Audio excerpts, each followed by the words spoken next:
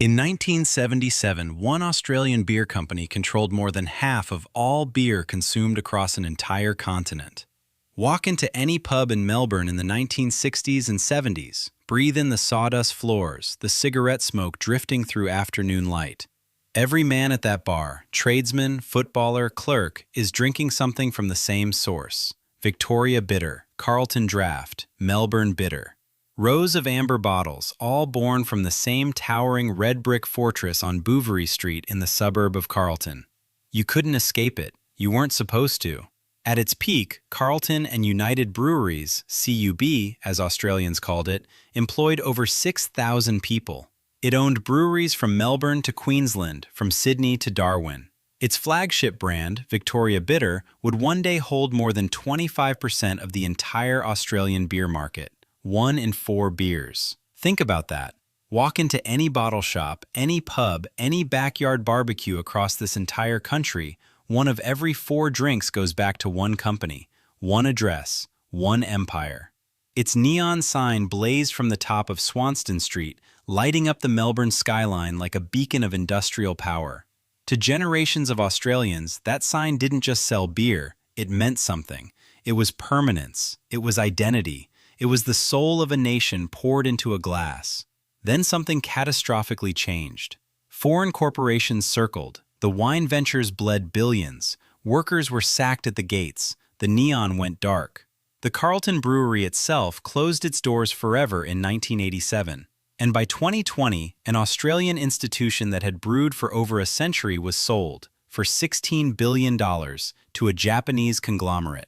So how does a company that once owned Australian drinking culture lose its independence, its factories, and its national identity in just a few decades? This is the story of Carlton and United Breweries, the rise of a monopoly, the peak of an empire, and the quiet, devastating fall of Australia's greatest beer dynasty. Hello, everyone.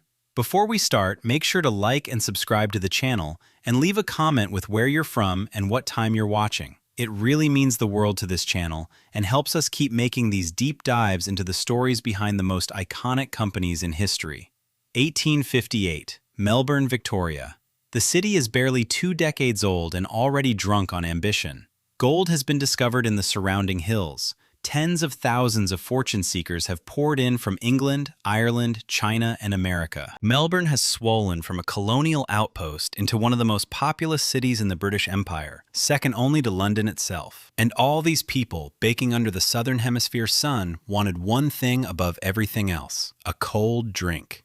The problem was that beer in Victoria was terrible. Not metaphorically terrible, literally undrinkable by modern standards. Imported Indian Pale Ale arrived warm and half-spoiled after months at sea. Local attempts at English-style ales were heavy, dark, and poorly suited to the scorching Australian summers. Refrigeration did not yet exist on any industrial scale. Brewing in the heat was an act of constant war against spoilage, bacteria, and failure. Into this chaos stepped a procession of ambitious men. In 1858, a man named Theodore Rosenberg opened the North Melbourne Brewery at 24 Bouverie Street, in what would soon be known as the suburb of Carlton. The venture failed within a year. The site changed hands. A man named John Bellman reopened it in 1864 under the name Carlton Brewery. Then, in 1866, an English immigrant named Edward Latham, who had arrived in Melbourne originally to care for an ailing brother and watched that brother die the day after they landed, purchased the brewery alongside a partner named George Milne. Latham, grieving and penniless by some accounts, threw everything into the venture. He expanded relentlessly through the 1870s, building large cellars, new stables, and a dramatic red and white brick brewing tower that rose from the Bouverie Street skyline. Meanwhile, other men were building their own fortresses across the city. In 1854, Thomas Aitken established the Victoria Brewery, a majestic operation complete with a clock tower and battlements like a medieval castle. Robert and Peter McCracken built McCracken City Brewery on Collins Street in 1851. The Shamrock Brewery rose in East Collingwood. The Castlemaine Brewery served regional Victoria.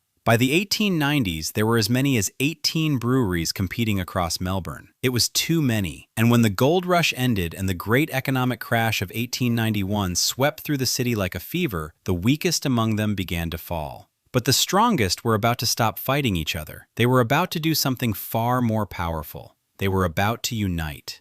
1903, Melbourne.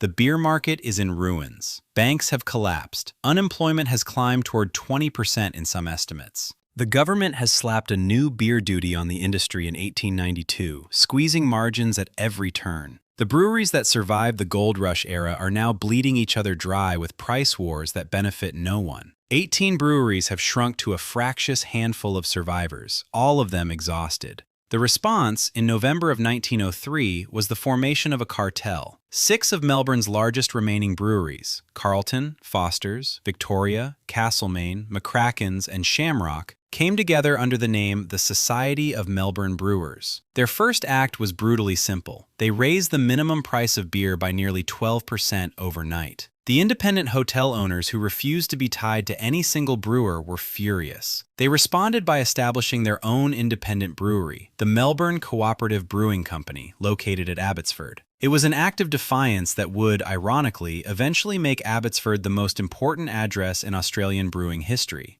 But within the cartel, something more permanent was already being discussed. Raising prices together was one thing. Becoming a single, unified corporation was another thing entirely. The man who engineered that transformation was Emil Resch, a brewer of considerable influence who understood that true power did not come from agreements between rivals, but from abolishing rivalry altogether. Under his guidance, after months of negotiations that stretched across 1905 and 1906, the 6 breweries signed the documents that would define Australian drinking for the next century. In May 1907, Carlton United Breweries Proprietary Limited was formally registered. The largest of the 6 partners, the Carlton Brewery on Bouverie Street, became the headquarters and primary production facility. Brewing ceased immediately at Castlemaine, McCracken's, and Shamrock. Foster's was retained as a backup operation for several years before eventually being sold. Emil Resch became the first general manager of the new company. Karl Pinschoff served as its inaugural chairman.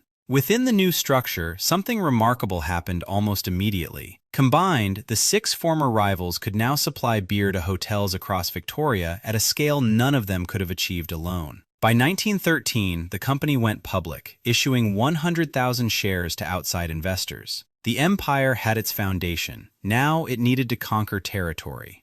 1886, Melbourne docks. 2 American brothers stepped off a ship from New York City and immediately began scanning the horizon of a continent that didn't yet know their names. William M. Foster and his brother Ralph R. Foster had come to Melbourne not as settlers, but as entrepreneurs with a specific and audacious plan.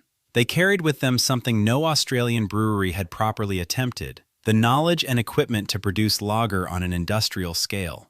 Lager, a beer fermented and stored at low temperatures, was the drink of Germany and Central Europe. Cool, clean, and crisp, it was perfectly engineered for hot weather. The Foster brothers understood what Melbourne's climate demanded, even if Melbourne's drinkers didn't yet know it themselves. They brought along a German-American brewmaster who had studied his craft in Cologne and a New York refrigeration engineer named Frank A. Ryder. They poured nearly every pound they had, some 48,000 of them, into building Melbourne's most technically advanced brewery in Rokeby Street, Collingwood.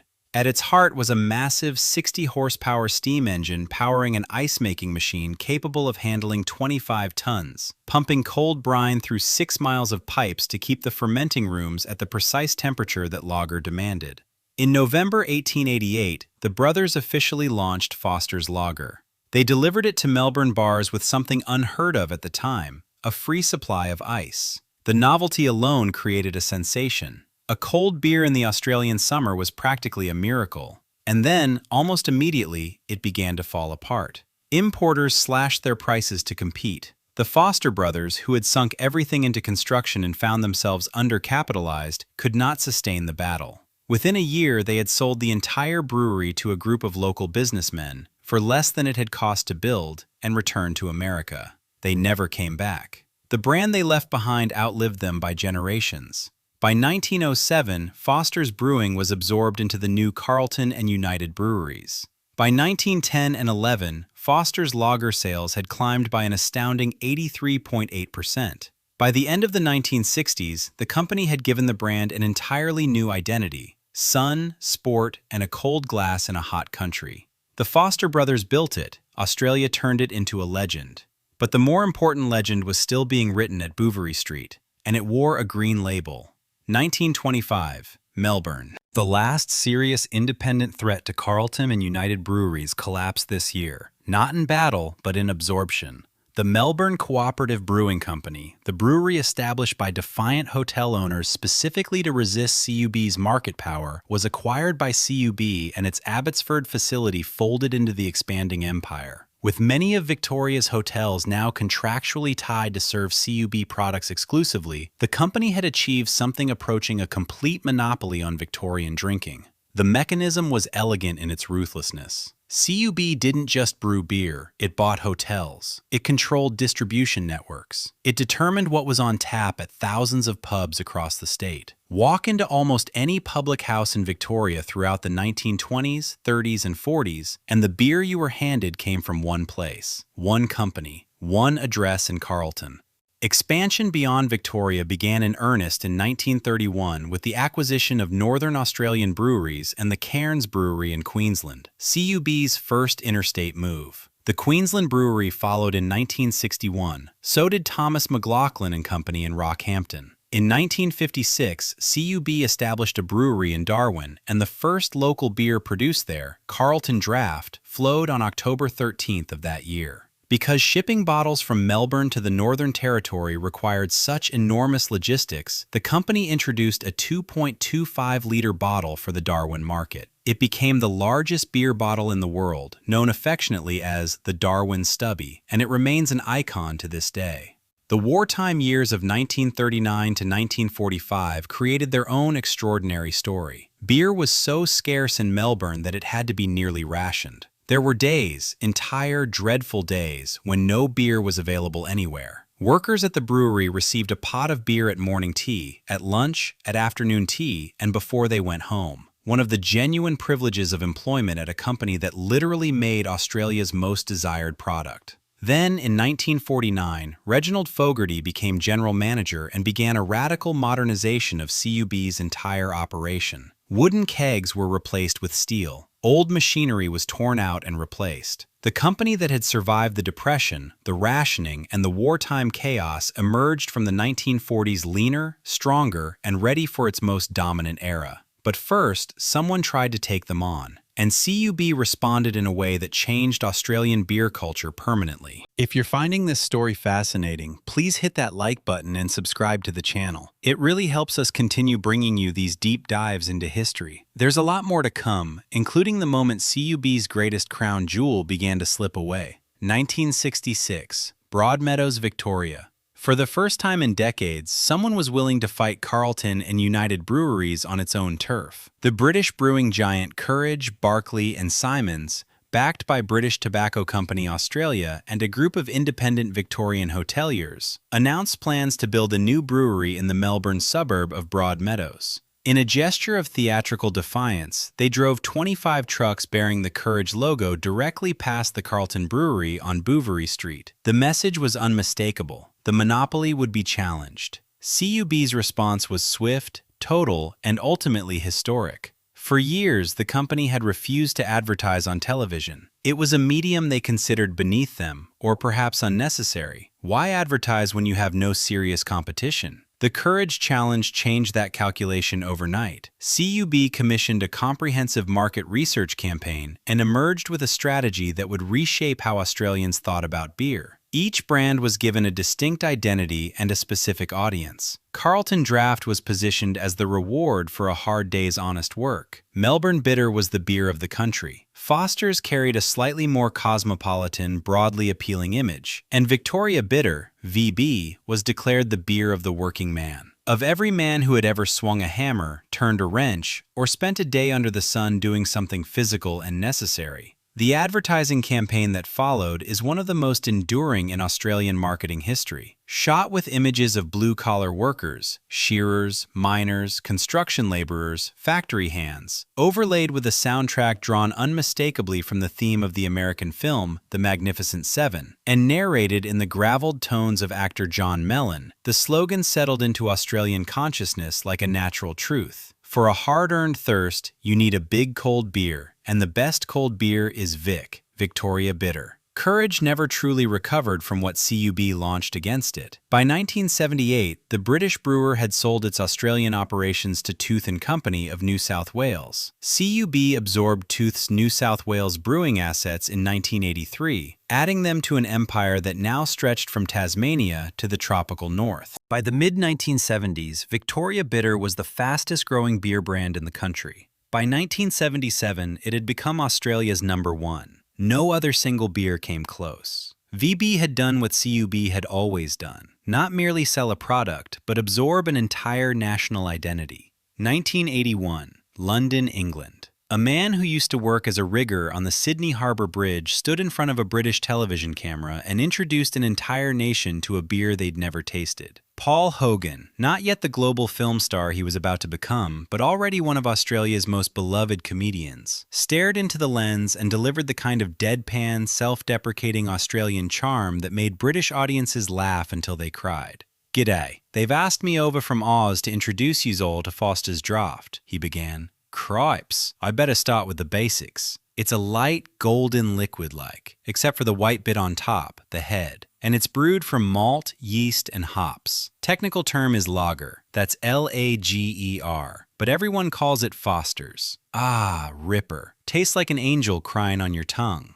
The British public was utterly captivated. This moment was not accidental. It was the product of a deliberate and sophisticated international strategy that CUB, by this point operating under the umbrella of Elders IXL, which had acquired the company in a landmark 1983 deal valued at approximately 998 million Australian dollars. The largest corporate takeover in Australian history at the time, had been building toward throughout the 1970s. In 1971, Foster's had reached England through the success of Barry Humphrey's celebrated film The Adventures of Barry Mackenzie, where a Foster's can seemed permanently attached to the lead character's hand. Awareness had been planted. By 1977, Foster's was available in the United Kingdom. By 1981, it was being brewed locally under license by Courage, the same British company that had once tried to break CUB's monopoly in Victoria. The iconic 25.4-ounce can, shaped like a motor oil container and known universally as the oil can, became as recognizable in British pubs as it was misunderstood.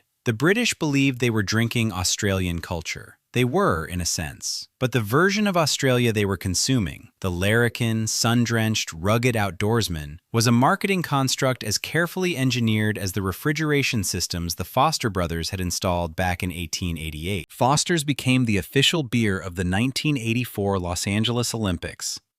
It sponsored the Foster's Melbourne Cup from April 1985. It was on the spinnaker of Australia's America's Cup yacht. It was everywhere. Back home in Australia, a different number told a different story. Victoria Bitter, not Foster's, was the beer Australians actually drank. But the world didn't know that yet. 1983, Melbourne. The man who changed everything for Carlton and United Breweries arrived not from the brewing industry, but from the pastoral and resources world. John Elliott, the charismatic and controversial chief executive of Elders IXL, a sprawling Australian conglomerate with interests in wool, beef, banking, and resources, launched a successful takeover bid for CUB in 1983. The deal, at approximately 998 million Australian dollars, was the largest corporate acquisition in Australian history at the time. Elliott immediately delisted CUB from the stock exchange, making it a wholly owned subsidiary. CUB was no longer an independent public company. It was now a piece of a larger machine. For a time, it seemed like the right machine to be a part of. Elders used the international reach and the capital at its disposal to push Foster's into the United Kingdom, Canada, the United States, China, and beyond. Brewing partnerships were established in Britain, first with Courage and later with Watney Mann. Canadian production began in 1986 in partnership with Carling O'Keeffe. Chinese breweries followed in the early 1990s, 3 of them. Vietnamese operations in 1997, Samoa in 1998. Foster's Lager was eventually available in 80 countries and sold in over 135. In 1990, Elders IXL renamed its brewing division Foster's Brewing Group, pivoting the corporate identity around the most internationally recognizable name in the portfolio. It was a logical choice. Foster's was famous. Foster's was global. Foster's was, in the minds of millions of British, American, and European drinkers, the definitive Australian beer. The problem was that it wasn't, not in Australia itself. In Australia, the truth was starkly different. Australians drank Victoria Bitter and Carlton Draught.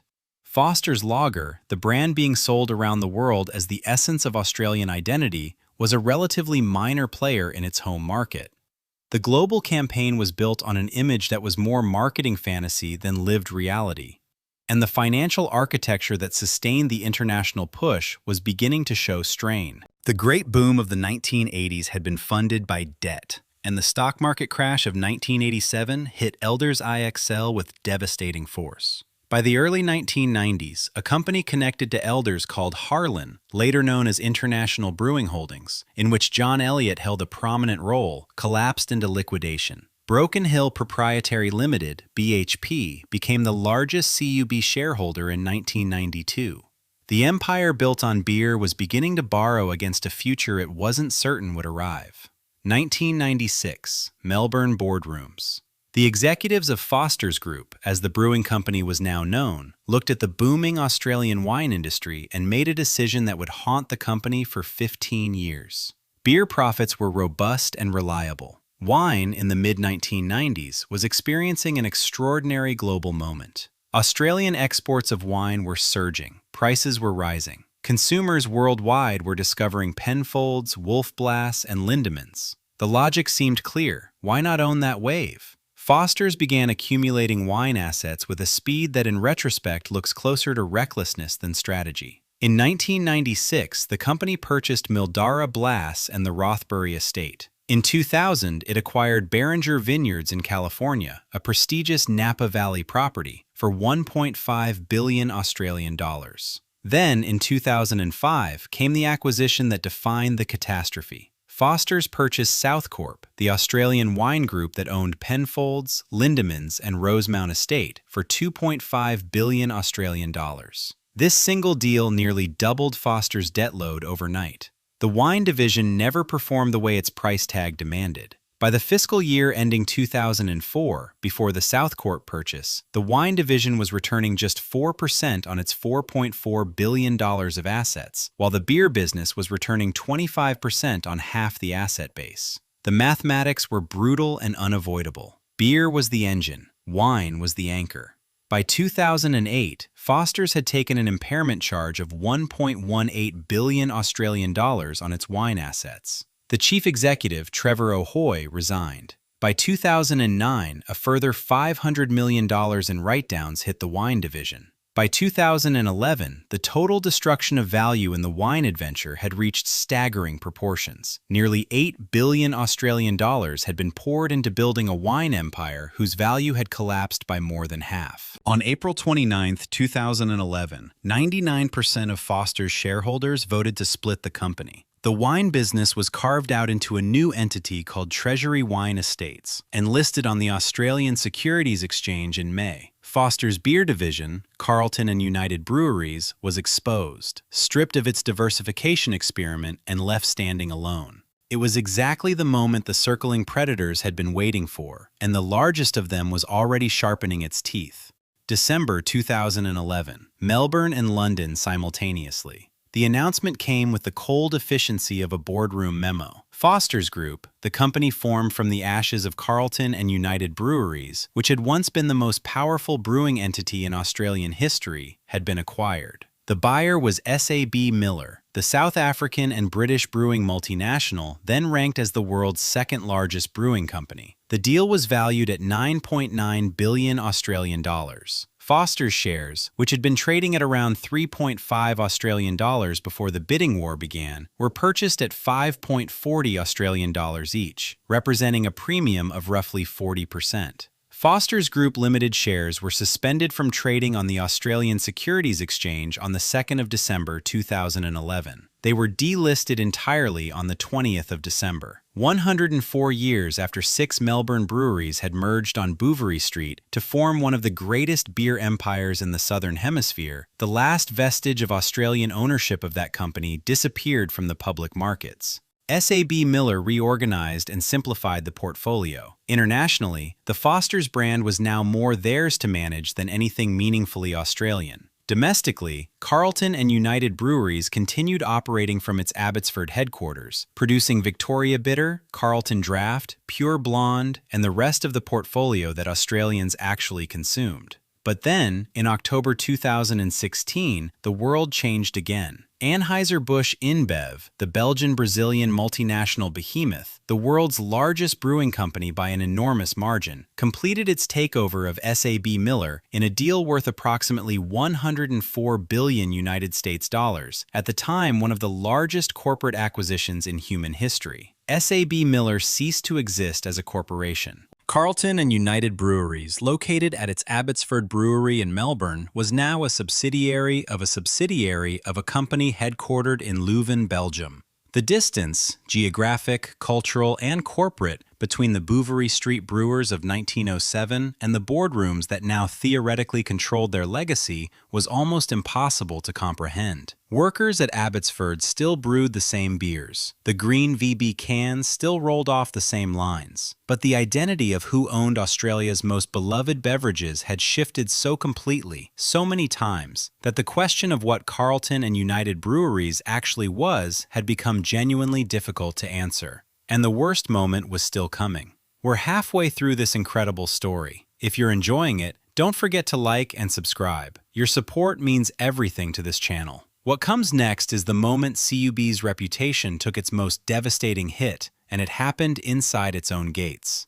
June 10, 2016, Abbotsford Brewery, Melbourne. 55 men were called to a meeting at Carlton and United Breweries' Abbotsford plant. Electricians, fitters, maintenance engineers who kept the machinery running that produced over 420 million liters of beer every year at this single facility. Some had worked there for decades. They knew the machines the way a musician knows an instrument. They were told they no longer had jobs. More precisely, they were told they were terminated and then immediately invited to reapply for the same positions on new individual contracts that the unions representing them, the Australian Manufacturing Workers Union and the Electrical Trades Union, said amounted to a 65% reduction in their total monetary entitlements when penalty rates, overtime, and conditions were factored in. The weekly wage being offered fell between 70,000 and 120,000 Australian dollars annually, significantly less than what experienced maintenance workers at one of Australia's most profitable breweries had previously earned.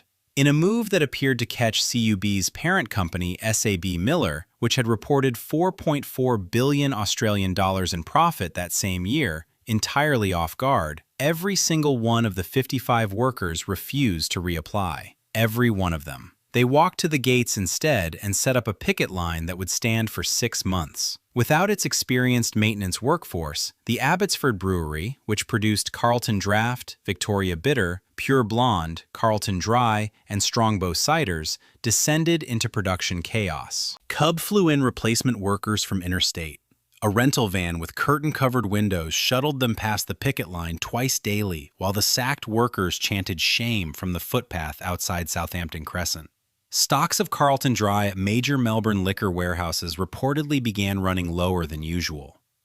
The public responded with an intensity that shook the company's leadership. Thousands of protesters marched through Melbourne in early September 2016 in solidarity.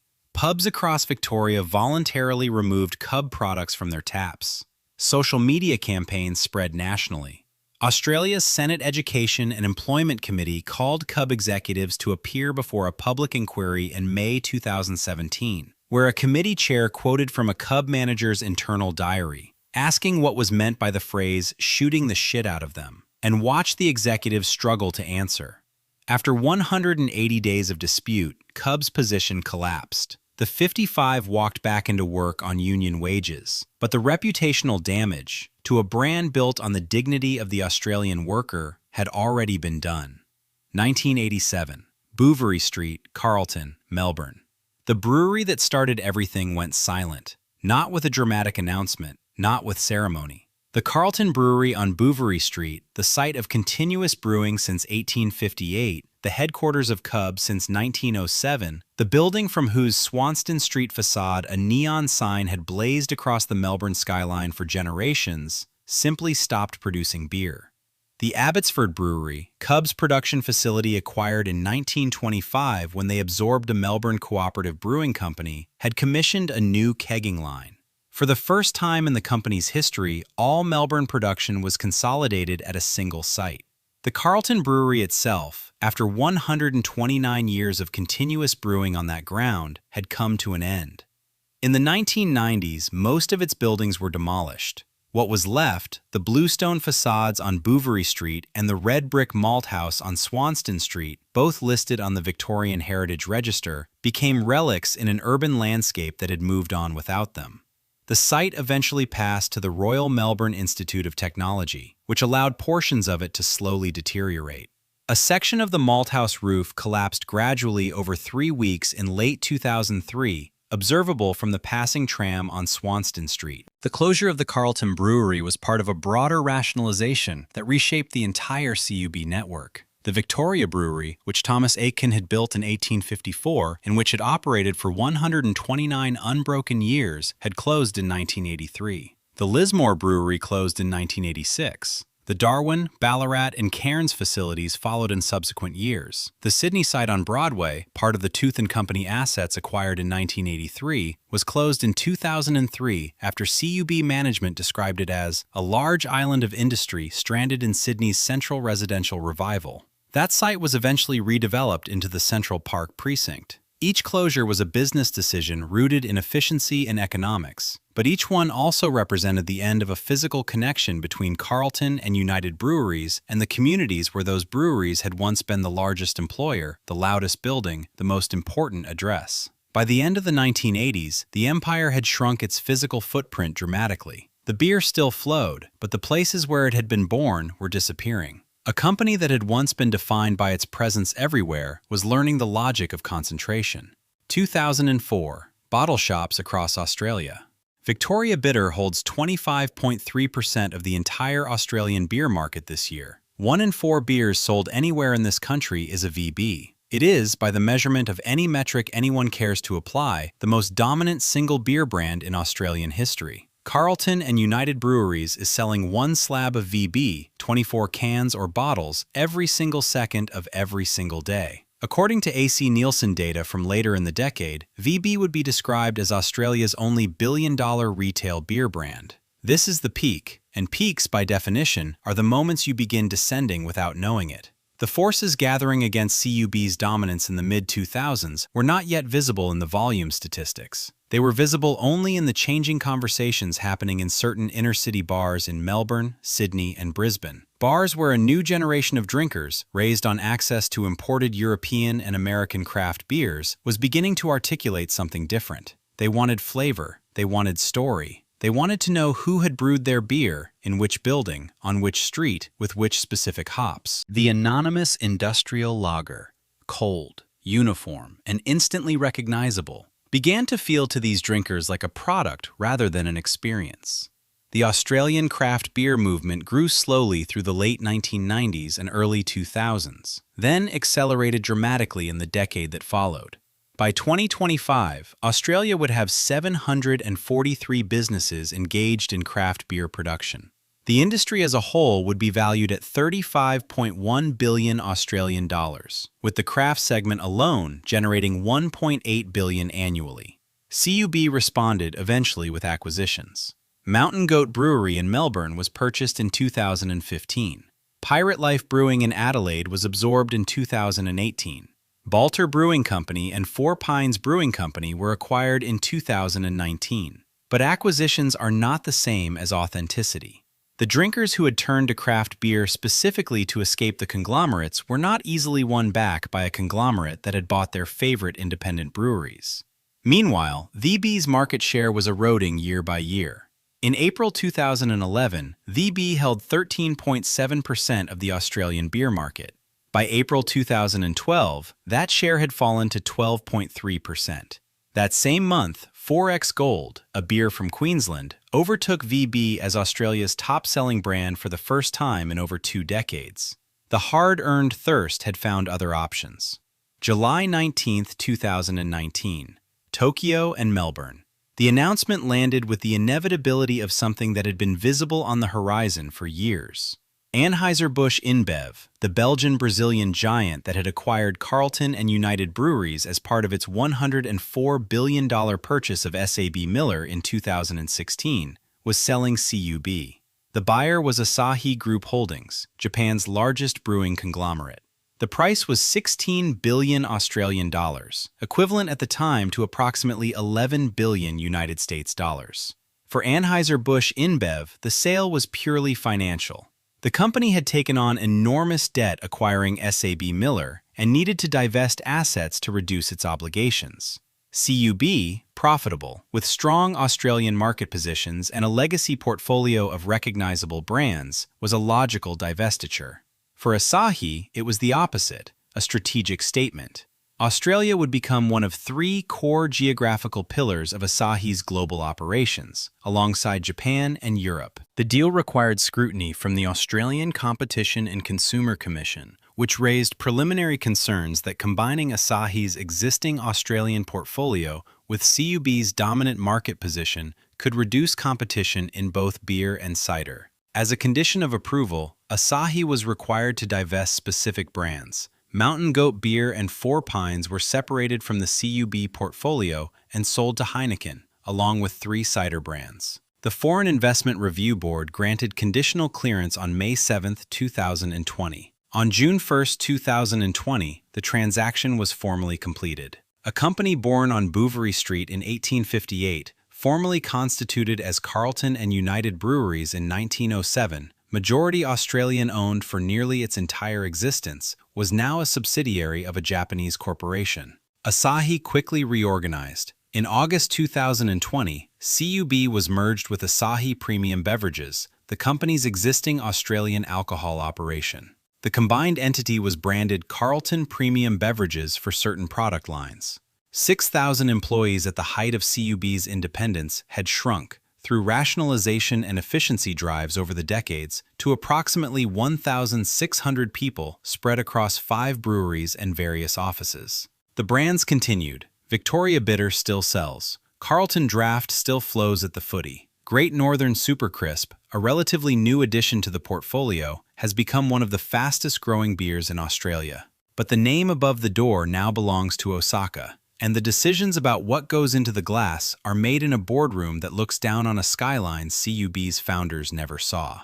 Stand on Bouverie Street in Carlton today and look carefully. The bluestone facade is still there, heritage listed and preserved. Preserved not because it is used, but because it is too old and too important to disappear entirely. The malt house on Swanston Street still stands, its cement-rendered arcades facing traffic that rushes past without a second glance. Most visitors to Melbourne have no idea they are walking past the physical remnant of the brewery that once defined an entire continent's relationship with its national drink. The Carlton Brewery closed in 1987. The buildings fell silent, and what was left became something between a monument and a ruin. If you visit the Abbotsford Brewery today, the facility that became CUB's primary production site after the Carlton closure, you will find a working brewery. Efficient, modern, producing millions of liters of beer destined for supermarket shelves and football stadiums. It is everything a 21st century brewery should be, and it is operated, in the end, by a company headquartered in Osaka, Japan. 3 things ended with Carlton and United Breweries as Australians once knew it. The first was the illusion of permanence. CUB's greatest gift to its own destruction was the confidence it bred, in its executives, its shareholders, and ultimately in itself. A company that holds 1 in 4 beers in an entire nation's market can begin to believe that market share is permanent. It is never permanent. Victoria Bitter held 25% in 2004 and 12% 8 years later. Market dominance is borrowed, never owned. The second was the danger of distraction. The wine adventure that began in 1996 and ended in the catastrophic write-downs of 2011 consumed nearly $8 billion in value and decades of executive attention. The brewing business, the original machine, the real engine, was never broken. What nearly broke the company was the decision to become something it wasn't. The third was the irreversibility of foreign ownership. Once Carlton and United Breweries passed from Australian hands into those of Elders IXL in 1983, a chain of transactions began that could not be reversed. Elders to Foster's, Foster's to SAB Miller, SAB Miller to AB InBev, AB InBev to Asahi. Each sale moved the company further from Bouverie Street, further from Melbourne, further from the 6 men who signed the amalgamation papers in 1907 and believed they were building something for a nation. From its founding in 1907 to its Japanese acquisition in 2020, Carlton and United Breweries operated for 113 years. At its peak, it employed over 6,000 people. Victoria Bitter held more than 25% market share. A company that once sold 1 slab every second now sells its brands under foreign ownership in a market increasingly fragmented by 700 competing craft breweries. What's left is the beer. Still cold, still amber, still sold. But the empire that poured it, the neon sign, the Bouverie Street fortress, the Australian identity woven into every label, that belongs to history now.